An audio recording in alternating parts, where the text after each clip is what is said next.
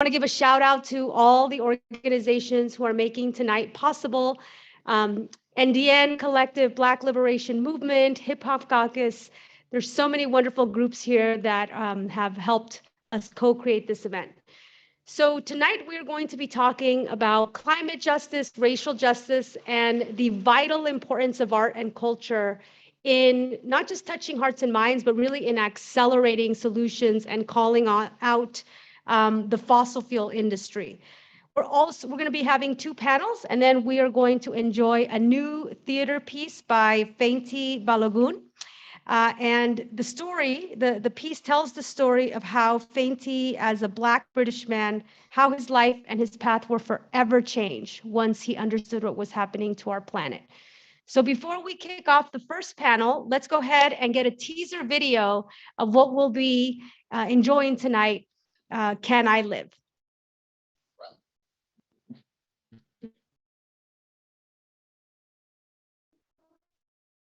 So, let's start from the beginning.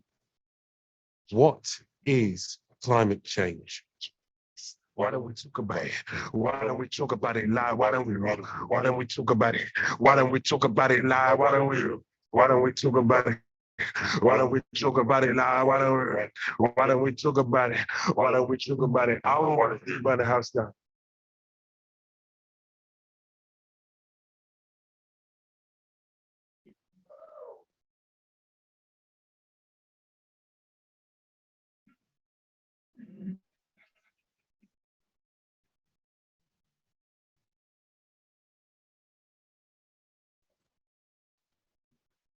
Great. And I want to go ahead and welcome our wonderful panelists. Kailea and Rev, join us, please, up here. So thank you.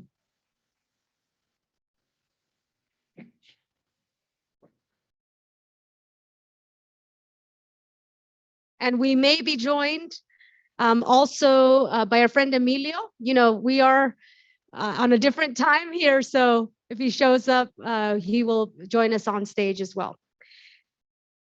Thank you so much for being here. Kailea Frederick, she, her pronouns, is from the NDN Collective. She's a climate justice organizing, and she is a mother of Talton, Casca, and Black American ancestry. She grew up off the grid of Maui, Hawaii, and currently serves as the climate commissioner for the city of Petaluma in California. Welcome.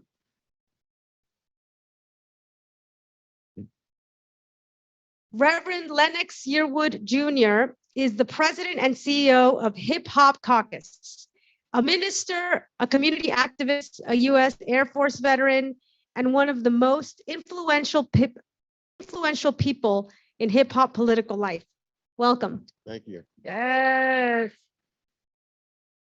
Great. So on this panel, we're going to be talking about climate justice. And before we get into the questions, I want to first start us with some grounding on where we will be starting from and kind of what shared understandings. So many of the folks that we collaborate with in our communities, we understand climate change to be the product of colonization and white supremacy.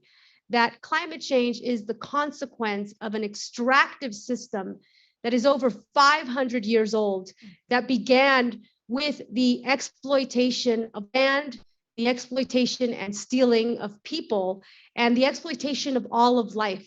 And that there was a worldview, a dominant colonial worldview that allowed for certain bodies to be exploited for the benefit of other bodies. And that this crime happened on stolen land, with stolen bodies, with stolen labor. And that so many of the governments that are representing today are imperialist empire governments that really their wealth has been extracted from Indigenous and Black communities.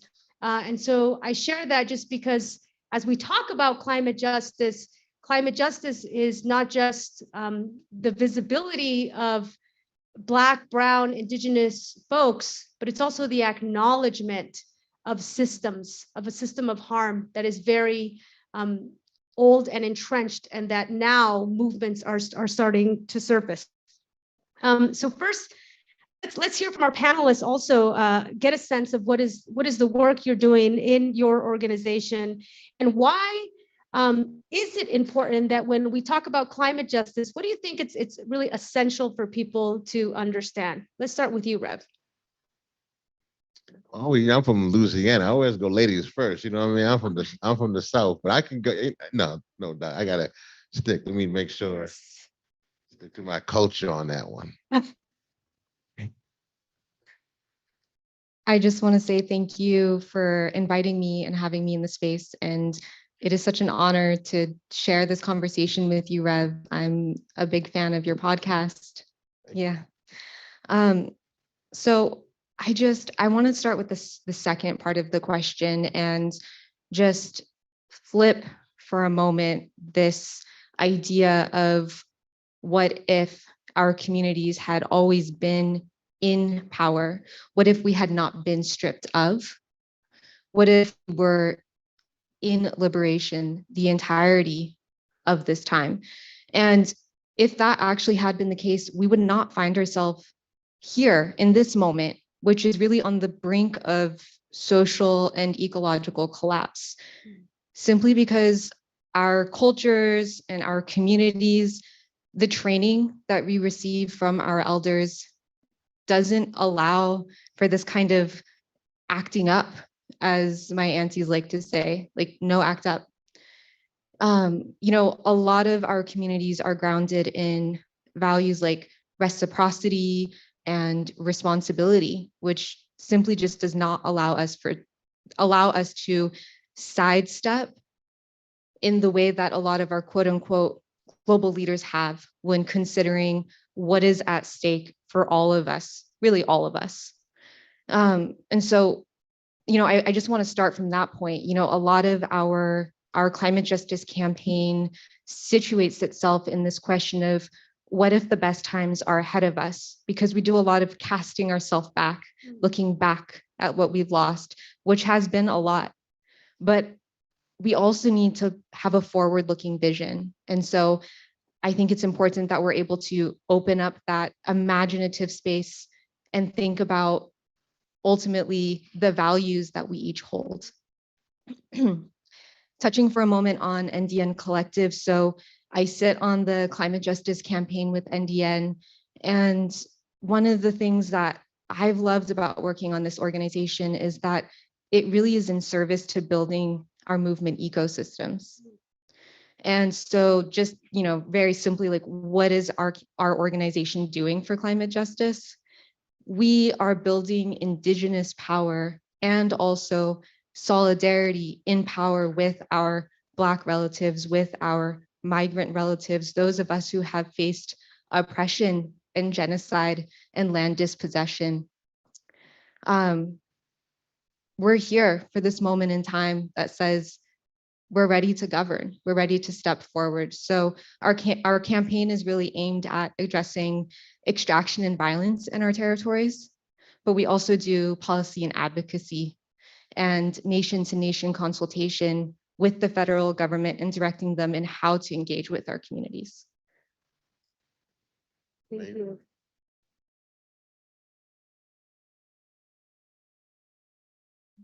Well, I want to first to you, thank you for all the work you've done and your art, because you are an amazing storyteller. Thank you. Just want to tell you that. As y'all know, she's just got off the chain. So I'm glad to see her here. I see her sometimes at Sundance, but it's good to see you. Actually, we're always in cold places, actually. We gotta figure out some warm places. And I simply want to say this before I ever get started.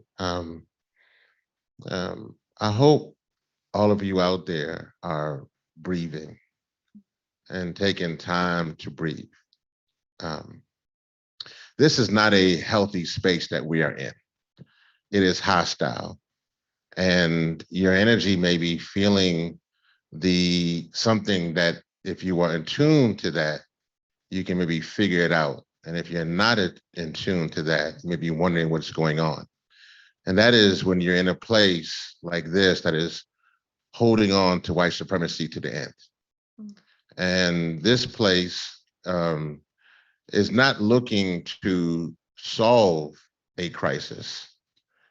It's looking to figure out a way to get out of a crisis for themselves and to leave others behind. And once you understand that, then when we're talking about here for climate justice, that this ain't justice for everybody. And so I just want to say that to you to make sure you're taking care of yourself, that you are mindful of that. And I also want to say that this space is a space, as we're talking about climate justice, that it could be frustrating in regards to you coming here with good intentions. But that may not be the case. And I want to be clear that there are folks who are here who will sleep okay if you die. That's a hard thing to think about because I don't sleep well when my relatives die. I mourn, I grieve, I cry, I'm upset, I can't sleep. But there are those who are here who are literally putting things in place who call themselves, quote unquote, your ally, but will allow you to die in impunity and suffer. So I think that to be clear. And we're at a moment here where we have to make a decision how we're using our art to tell a story. So one thing that we do, we have, as you mentioned, thank you so much. We have the coolest show. I actually have one of the folks I interviewed here. I have some, everyone on this panel, I'm gonna try to figure out how to get on the coolest show, but Leah Thomas is here. She was, if you ever heard about intersectional environmentalism, yes, give it for Leah, y'all, she's amazing. Yeah. She was on the coolest show, but the coolest show really focuses on, it was looking at a space, and my belief was that we need to have a BIWOC, a Black, Brown, Indigenous, woman of color leaderful movement. That movement can win. If we don't have that kind of movement, we wouldn't win. So that was the first thing on the coolest show. And then at Hip Hop Caucus, since talking about art and that thing, is that we're doing a lot of things around productions. If you're in LA, we were very blessed now to have a production studio that we're putting on. We have a new production director coming on board. Actually, she's leaving, I believe, Netflix. So she's coming on board to the Hip Hop Caucus. So that's cool to have that. Her name is actually funny. Well, I won't say it's please. Her name is Candace Owens, but it ain't that Candace Owens, right? You know what I'm saying? But she got to explain it all the time. When she could be coming out meetings, she'd be like, "This Candace Owens," and what? So no, but she gonna be. But she's amazing. She's coming on. But we have a whole production thing that's coming on board. So we have two films. We have the film that's actually playing here. We wanted to do something around comedy and climate, and there's a film that we put together. And the film primarily was going into areas that were at risk. So it went into Norfolk. I actually, being from Louisiana, saw what happened with my people. I didn't want it to happen to other communities. And so we wanted to go there. But again, we didn't want to come, and let me say this, I said this the other day, it's very important. There is this process that we're around here has its own culture. They will say, bring your culture. They will say, bring you. They will say, bring your art, bring your love, bring your culture. But they don't want that. So I just want to say that you can say that they don't actually, they have their own culture. So we wanted to then bring things from our culture. That was a Black culture. So at the barbershop and the beauty salon and telling jokes and making fun of one another and just doing what we do. So that was kind of what this is. So that was one piece. I think we're going to show a clip for that. That's actually playing here at the COP Film Festival, but you can go on there and see for free. So that's cool. But the thing I'm excited about also is that my dear sister, Dream Hampton, who did Surviving R. Kelly, give up for Dream Hampton. Y'all, Dream is amazing. Yeah. And Dream is actually now producing for us a climate documentary called Underwater Projects.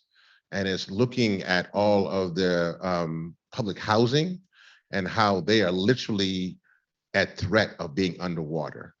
Wow. And also how the system is moving people out of those communities with the guise of climate resiliency. But just laugh a little bit for a little bit. This is actually, we can show it.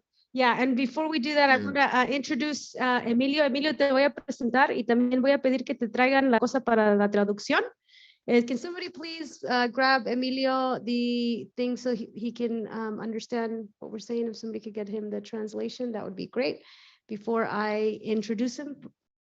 Sí, la cosa que te pones no en la oreja que te van traduciendo. Okay. Y luego te voy a hacer una pregunta. So I am going to introduce Emilio and then I will translate his responses. So glad you could join us, Emilio. Emilio Paolo Chong Paez is a founder and member of the Huancavilca Government Council of Ecuador. He is a defender of the territories of the ancestral lands of the Ecuadorian coast and founder of Activismo Global, a social media platform to promote activism among young people. And he is also a member of the Black Indigenous Liberation Movement. Emilio, bienvenido, te acabo de presentar y te quiero hacer una pregunta, la voy a hacer en inglés primero y después en español. My question, Emilio, as somebody who works with indigenous communities throughout the Amazon, why do you think it is of critical importance to unite the fights for indigenous sovereignty, Black liberation, and also for immigrant rights?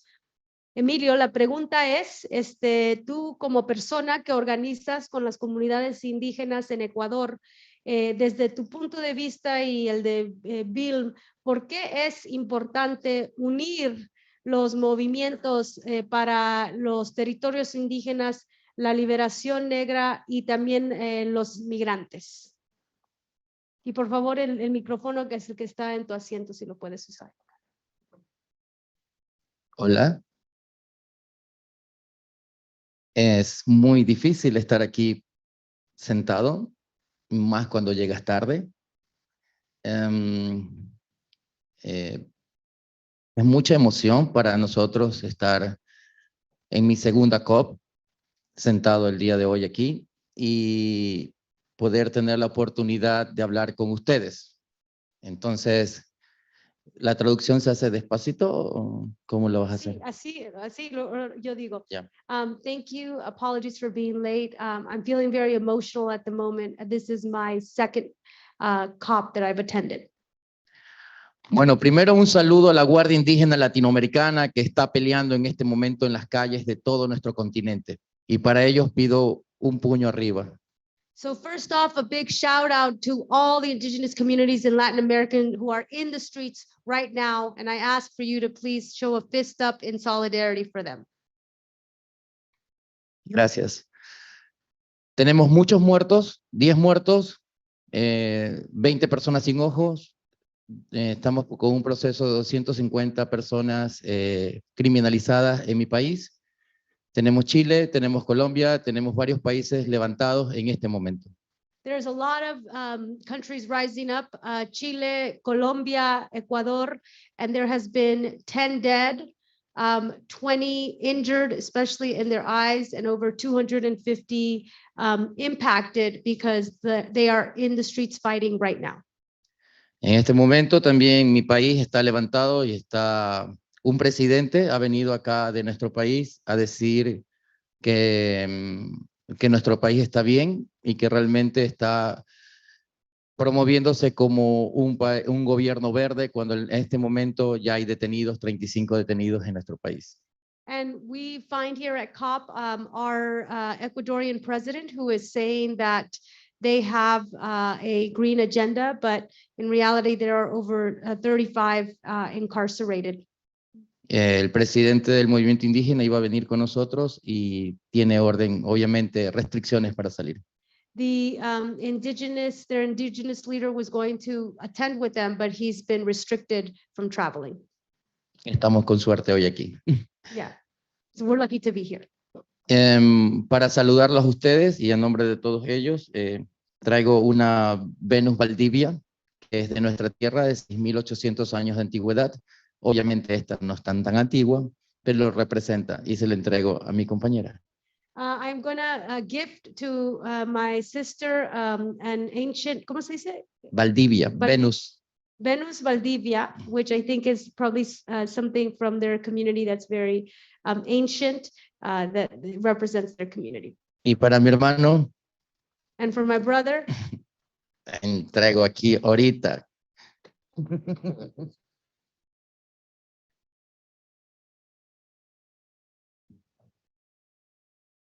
Y para ustedes, un pitido de chudo. ¿Lo aceptan? sí. And this is for all of us.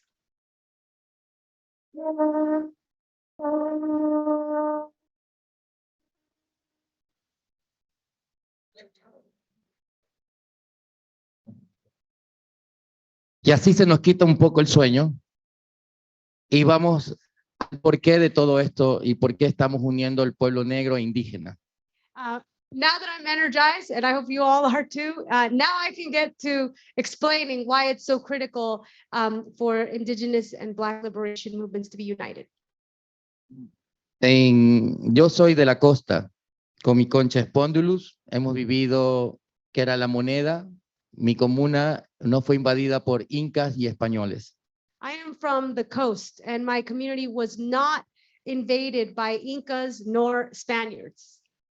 Y hemos resistido por peleando y resistiendo, y después hubo un tiempo en que desaparecimos porque el colonialismo llegó. So we've been resisting for centuries, and there was a time in which we disappeared when colonization arrived. En la actualidad el pueblo huancavilca está uniendo al mundo que le rodea justamente porque hemos sido débiles y queremos despertar. My people of the Huancavilcas have been uniting with other Ecuadorian tribes because it's time to wake up. Peleamos contra el hombre, uno de los hombres más ricos de Latinoamérica, We fought against one of the richest men in Latin America para crear resort y hoteles en nuestros territorios. to fight off from creating resorts and hotels in our territories. Chinos, barcos chinos, robando toda nuestra pesca y quitándonos el futuro. Chinese ships who are stealing all of our fish and robbing us of our future. Todos hemos estado en prisión, tengo balas en mi cuerpo y boletas de captura hasta el año 2017. We've all been incarcerated, and I have bullets in my body. No entendí la última parte. Boletas de aprehensión. Oh, warrants. Ya. Yeah, okay. Y nos dimos cuenta que nuestra lucha era como un dedo, solo. Peleábamos con un solo dedo. Y decidimos, después de esto, unir a los demás pueblos para ser fuertes.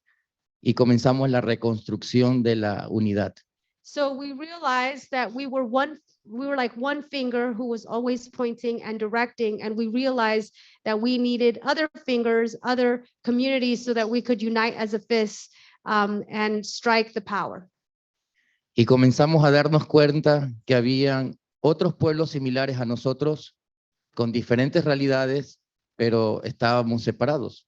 And we realized that there was other pueblos, other communities like ours, but we had been divided and separated. Fui a vivir donde mis hermanos y hermanas negras en su comunidad, escondidos, y comencé a sentir el calor y me adoptaron. I went to go live with my Black siblings in the land that he's from, and I was accepted and welcomed. Y comenzó la unión de poco a poco entre su realidad y nuestra realidad a través de una ceremonia que hacemos en la playa, del agua dulce de su río con el mar nuestro. Y ese es nuestro pacto de guerra para la guerra. And thus began a union which was sealed with a ceremony where they united the sweet water, agua dulce, Del río de ellos. from their rivers with our waters from our coast. Y esa construcción nos ha llevado a unir la selva ecuatoriana y los pueblos de los Andes y la costa el día de hoy. And that has sealed our pact, which is uniting the communities of the Amazon, of the coast, and of the Sierra, the mountains, the Andes.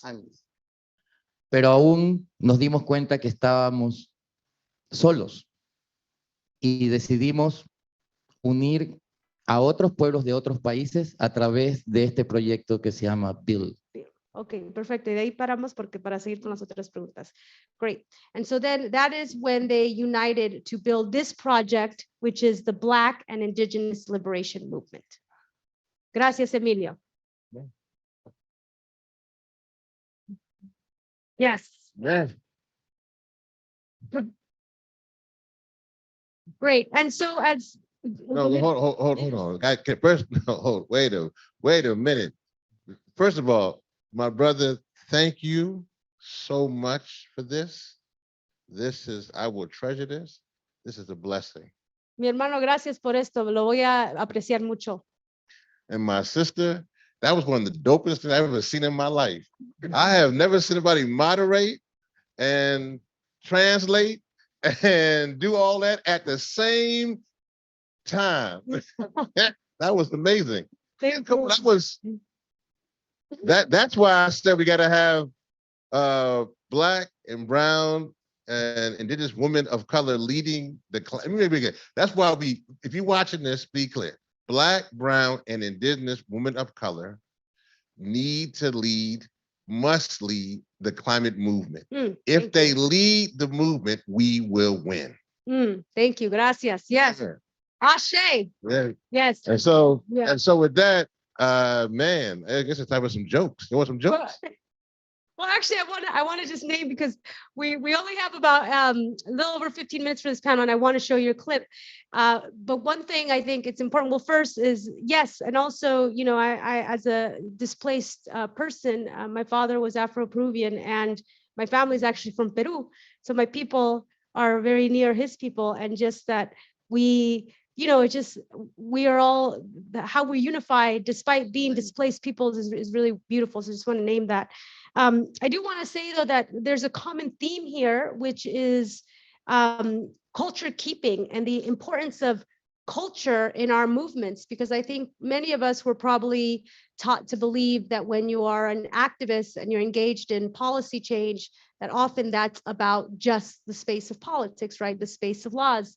And yet so much of the work that is being done here is in the space of culture as well. And we are going to have, our second panel is going to be looking at the powerful role of artists.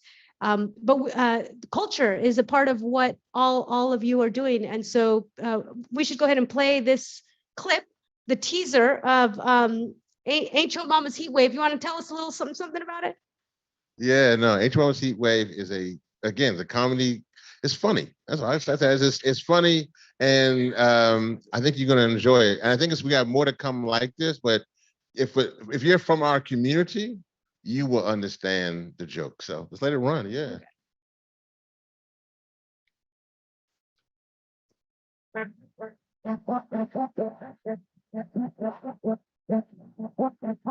Bringing kids in this world is scary. I'm thinking about buying my boys a kayak, you know? Can you imagine somebody taking it to a shopping mall? That's stupid. I want to tell you just a report from these white climate crisis rooms, what they worry about. Straws, sea turtles, Black people. It's not a good order. I went to Howard, so I made my decision and stuck to it. Okay. I just want to brag though. Howard had a swim team. Y'all might want to get on top of that. I'm already crying. Then the police there. I'm calming down. Police walking. They too used to shoots, man. They walk me out to the car. They're like, "Hey, was it right there?" I'm like, "They're still in the area. Why are you trying to get me to cocky myself?" So I braid hair too. Anybody with a Black woman in here? I feel a little self-conscious for saying it and my hair not braided because people like, "Oh, you braid hair, do you?" A lot of beautiful Black women in here, nice hair, but you gotta watch those sea levels. If it get too high, everybody gonna have to go natural.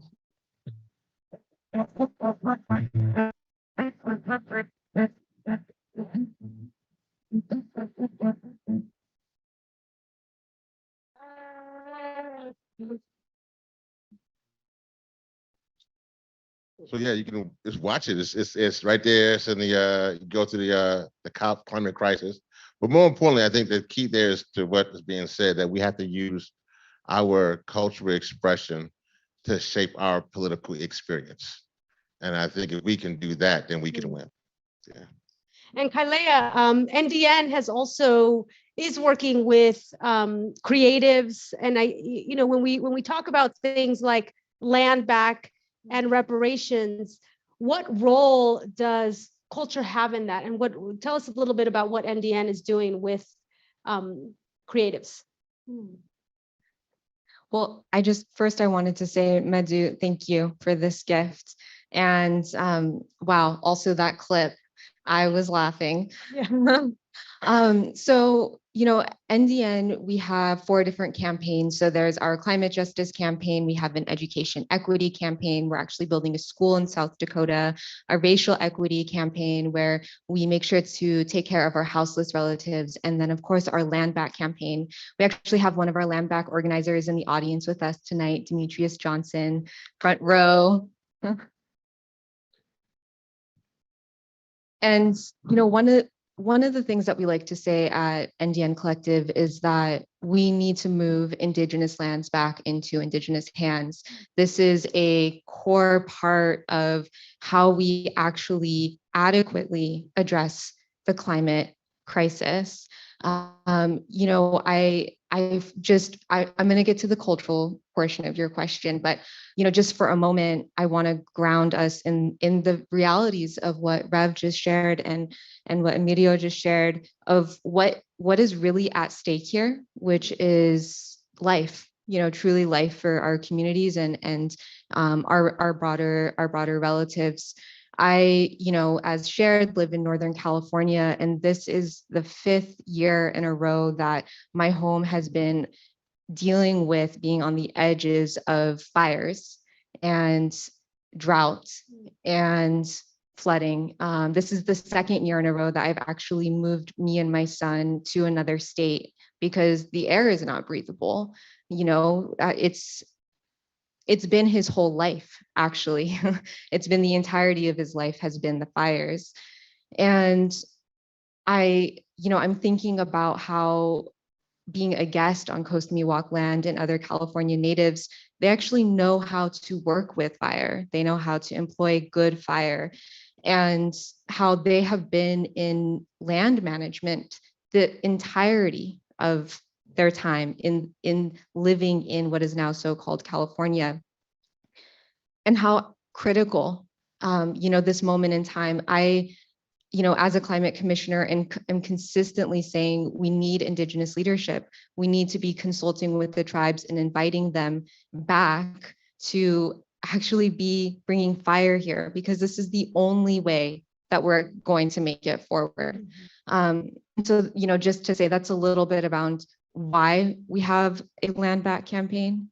And then, I did want to also just share that we, the land back campaign is, we're trying to build a meta narrative. All Indigenous peoples, especially in these global convenings, I've been in meetings since last Thursday with global Indigenous peoples. We've all faced land dispossession. This is a story that we're all familiar with, and it's something that is resonant, and something that we're all currently fighting for. So it's, I would say in the strangest way, land back has become such a big part of the culture of the Indigenous-led climate justice movement. And just this last few months, our campaign actually released a book called Required Reading: Climate Justice, Adaptation, and Investing in Indigenous Power, with the goal of actually educating all different people from all different walks of life on how to actually engage us and work with us. There's a huge gap in terms of understanding what it is that we have gone through because we face visibilization. So wanting to name that, our campaign, our organization, we're really curious and interested in how it is that we make our political ideologies mainstream and accessible. We're trying to break out here. Yes, that is so key because people think about politics sometimes, but people think about culture all the time. They're surrounded with culture. And so just what you just said, which was, land back is becoming this meta idea that's leading to culture shift, and people can attach themselves in many different ways. And that's very powerful. The ability to influence pop culture is so powerful. And we're going to be actually hearing from some folks who are doing just that on the next panel. But just a little quick wrap up round. We got about 5 minutes. Rev, let's talk about Black reparations. Let's talk about reparations and why it's so critical. Can you tell us briefly, what does reparations have to do with climate justice? And why is it something that when we are demanding repair, demanding what was stolen from us, that we are also asking for reparations in addition to land back? Man, 5 minutes? No, okay. So I guess this is going to be the quick version of that. There's a much longer Rev version of that. So let's please indulge this quick version. The reality is that with like many things, the extractive nature of the fossil fuel industry is very much like the extractive nature of slavery. And what it did for our people, it extracted our people, it used our people, it killed our people, and then it benefited from them. As a matter of fact, here in Glasgow, this is actually one of the birthplaces of not only the industrial age, but also the one who created the steamboat, but then his brother was also benefited from slavery. Mm-hmm. And then when he got out of slavery, he got money, which actually helped build the city here in Glasgow. It's a little bit of history on that aspect. The city was built off of the backs of slavery throughout all of from Brazil and to Peru and Ecuador and to Americas. And so what that means is that the justice behind that is to get the money that was taken back from that. And so it goes two ways. So both from a reparation standpoint, that the harm that was done to Black people in both our country, meaning the US and other parts of the world, that we should be paid for that harm for what we lost. And so the reparation that is due to us, from everything from building the country to literally building the White House itself. And so I think that's one aspect. But reparations is also built upon the harm the fossil fuel industry has done by literally putting fossil fuel plants, in other words, by literally putting the fossil fuel plants in our communities, literally in our cities. Literally, we know that 68% of Black people live within 30 miles of a coal-fired power plant, literally causing us asthma, cancer, and emphysema. And because of that, literally, they're making profits. Because they made profits off of the death of our children, we are now demanding, not asking, we are demanding to get that money back from them. And so while they are going out of business, because we know the fossil fuels business plan is a death sentence for our communities, and they are going out of business. But in the midst of going out of business, and their governments who benefited from that, we are demanding reparations for that injustice of the climate situation and crisis, but also the slavery implication. So you owe us a whole lot of damn money, period. Thank you. Thank you. And I'm so glad that you said this, because 90%, a little over 90% of slavery did not happen in the US. It happened throughout Latin America. And so when we are talking about what has happened on the continent, that the erasure of that story has also contributed to a lack of understanding. And so this is actually why culture is so key, because we have to correct the narrative. And this is actually why in where we live in the United States, you have a whole movement against critical race theory. You have a movement against the truth telling of this history, because the truth telling will lead to demands of repair. So last question, we're going to kick it to you, Emilio. La última pregunta para ti.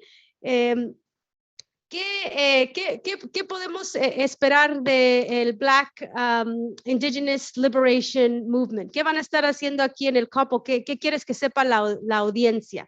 And I'm asking him, there's a whole delegation here from the Black Indigenous Liberation Movement. And I'm asking Emilio, what do you want the audience to know about BILM and how we can stay engaged with y'all? Bueno, espero la próxima aprender inglés. para tener más tiempo para hablar. See, he said, next time I hope to be able to speak English so I could talk longer. El mundo no quiere que aprendamos inglés para no podernos comunicar, The world doesn't want us to learn English because that way we don't communicate. porque existe el racismo en nuestras escuelas, existe racismo en nuestra sociedad, en los cuales nos da los peores profesores para que no podamos aprender y comunicarnos. Because there is racism in our society, there's racism in our school, and so we don't get the tools to be able to communicate. Pero ahora no le echamos la culpa a ellos, ahora nosotros reflexionamos y tomamos el control. But we are no longer just blaming them, we are reflecting and we're taking back our control. ¿Qué queremos hacer? No decir mentiras y no venir a gastar el tiempo de los pueblos creyendo que los gobiernos van a cambiar el sistema.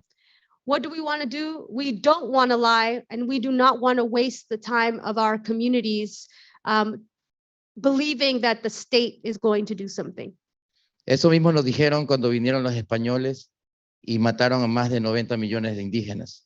That's exactly what the Spaniards say when they came to our land and killed 90 million indigenous people. Y cuando trajeron a los hermanos negros del África, más de 80,000, y los criaron como animales para multiplicarlos y venderlos. And that's also what they said when they bought 80 million of our African siblings to reduce their bodies for exploitation. Pero no estamos echándoles la culpa ya. Ya ellos murieron. Están sus hijos actualmente creando leyes. But we are not blaming them, though they're dead, but their children are still here making laws. Y venimos a decirle, ya no hablarás por mí. A las ONGs también le decimos, ya no hablarás por mí. A los gobiernos también le decimos, no vas a hablar por mí. And we are telling them, you are no longer speaking for us. And we are telling the governments, you are no longer speaking for us. And we're telling the state, you are no longer speaking for us. Entendemos que hay organizaciones buenas que acompañan, pero tienen que entender que deben dar el paso a la transición para que nosotros tengamos el control en nuestros propios territorios y pensamientos. Say it. He is saying, yes, there is well-meaning intention organizations, but they need to step aside so that we can lead ourselves and we have access for what we need, self-determination. Vinimos a tumbar, estamos en más de 7 países, 144 organizaciones. We are in 7 countries, 144 organizations. Y comenzamos a tumbar, no por nosotros, porque todo el mundo opina igual, tumbar los monumentos colonialistas en nuestros territorios. Yes, and we are doing not just in our communities, but throughout the world, we are taking down the monuments in our territories. También estamos aquí cerca de Inglaterra, que quizás no me deje entrar por lo que voy a decir, pero me vale mierda. And we're close to the UK, and maybe they're not going to let me in because of what I'm about to say, but I don't give a shit. Tiene la colonia inglesa varios territorios dentro de nuestro continente. En Centroamérica todavía estamos colonizados. En lo que sería Antigua y Barbuda todavía no tienen pasaporte original, no tienen gobierno y todavía le tienen que rendir honores a la corona y a la reina Isabel. The English, you all are still occupying our lands. You have occupied places throughout Central America. You have places like Barbados where they are still having to honor the monarchy and they do not have their own passports. Y esa es la libertad que buscamos con el bill. And that's the freedom that we're looking for through our organization at BILM. Pero no solamente del pueblo negro, ni solamente de los indígenas, sino de todos los colores lo que conformamos las víctimas de esta sociedad colonialista, capitalista, patriarcal. And it's not just for the liberation of indigenous people, the liberation of Black people, but all of the people who have been harmed by this system, by the system of colonization and white supremacy and patriarchy. Porque esta ya no es una guerra de un color, otro color. Todos somos víctimas de este mismo proceso. Because this is not just about color. We are all victims of this process of colonization. Y si nos unimos seremos invencibles, como en el caso de que estamos canalizando a los que quieren ayudar realmente sin mucha papeleo de organizaciones, ONGs que también nos llenan de extremos y extremos, mientras ellos nadie les pregunta por qué sacas el dinero de allá a nombre nuestro. Yes. Oh, okay. You're just saying so many good things. Yeah. And he's saying, yes. And this is why we are unifying and also naming, calling out the nonprofits. Why are y'all raising money on our behalf? Come on now. Y en este momento eh, oficialmente casi lo comento o lo digo, no sé. Se ha hablado con mucha gente que tiene el capital y nosotros como buenos anarquistas estamos recuperando ese dinero que ha estado en pocas manos. Yes, and as anarchists, we are having the conversations to recover, to liberate those dollars that have been held by other hands. Y en Minnesota se acaba de recuperar varias acres que serán devueltas a las comunidades indígenas originarias. Yes, and he said in Minnesota, they have just recovered a lot of acres of land that will be returned to indigenous communities. Y los que tienen plata, que compren, lo paguen y lo devuelvan. Yes, and those with resources need to buy it, turn it over, and release it. Hay un gran movimiento de hijos, de sobrinos, que no quieren llevar el karma de los grandes traficantes, colonialistas, capitalistas, y ellos ya no quieren cargar eso. Yes. Y es hora de hablarles directamente y comienzan a devolver lo que al mundo se le fue quitado. Yes, there is a whole generation of the offspring of the colonial thieves and the people who built capital off our backs. And those young people do not want to carry on the legacies of their ancestors. And so we need to organize them so they can liberate the resources. Si no somos nosotros, ¿quién le hablará a esas personas? If it's not us, who's going to talk to them? Come on now. Yeah, gracias. Thank you. Yes, thank you, wonderful. Gracias. Muy buenas tus palabras para cerrar nuestro panel. It's so great. You had the perfect way of closing our panel, Emilio. Great. So thank you so much to our wonderful panelists. Before we step off the stage and actually, let's go ahead and give them a round of applause now. Yes.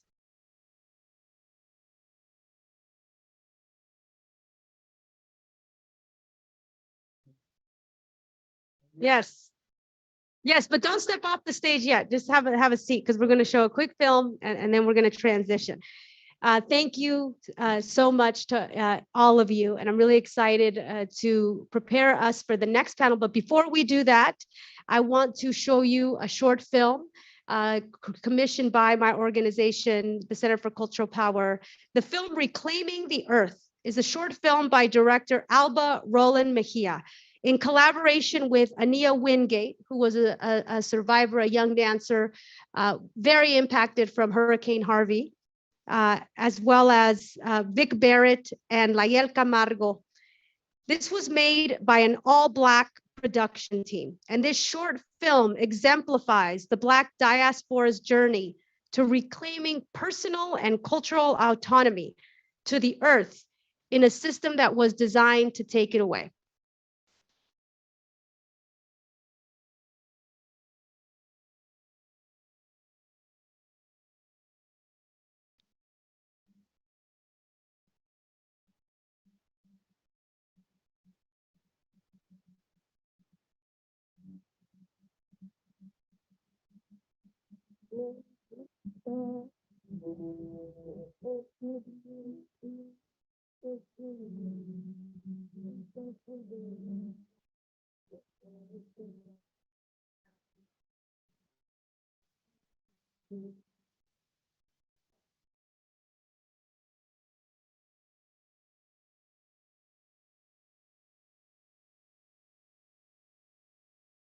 The core of sustainability is community. Our legacy is the ability to maintain despite everything telling us we should not. Community is when a cop shoots an unarmed Black man and everyone shows up to shout his name. It's letting them know what they've taken from us.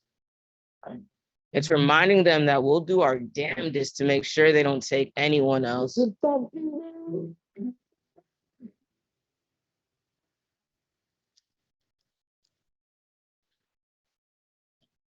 The spirits will guide your steps beside the water. She sings, open your ears and your eyes, my dear. I can tell you where to go.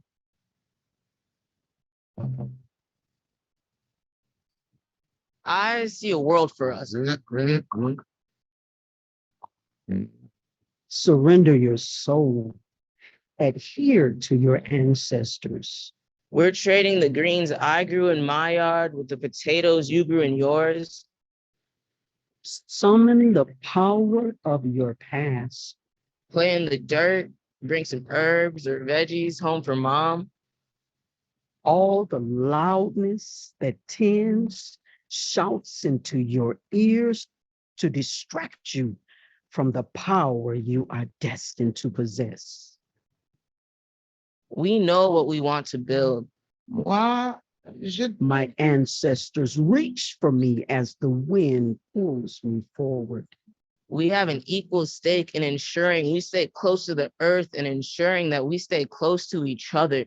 They give me dreams of paradise, of me running barefoot in the fields of growing children, where melanin is royalty.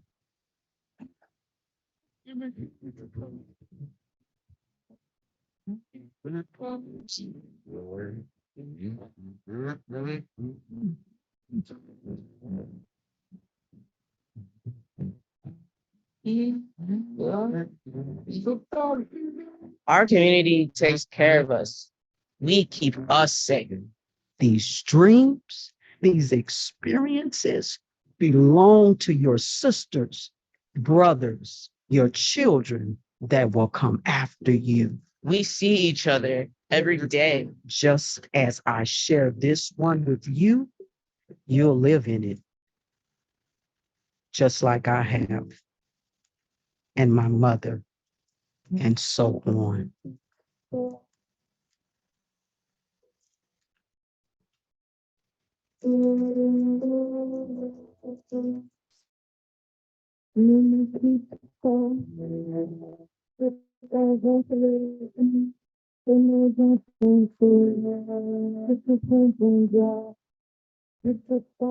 Thank you. Thank you so much to our panelists. So we're going to just take a moment to transition. So if you don't mind walking off here to the left, and then if we can get our tech, do a quick switch up. And while we prepare, I'll just get out of the way here. Yeah, so what y'all think? How was that? That was great. Thank you. I'm feeling super inspired and very excited to hear from our next panelist. We're going to continue to delve into this theme of culture change, as well as, you know, the arts. Why are the arts so critical to this moment in time? And why we need to include artists and culture makers and culture keepers in our climate organizing. I want to begin to welcome up to the stage Hey everyone, just wanted to really quickly say that we're not going to be bringing back the feed. We just want to feature the climate organizer, Claudia Fredericks here. If you do want to get to watch this on your own, you can go to ourvillage.us, ourvillage.us on the interwebs, and you can sign up to Zoom. You can see more presentations like that. Again, thanks for joining us here. I'm Lorenzo Serna, the Indian Collective Director of Tactile Media, and just wanted to bring you to, I guess, Scotland, to this panel, and just keep following us for more updates. So we'll be in the streets tomorrow, and thanks again for joining us.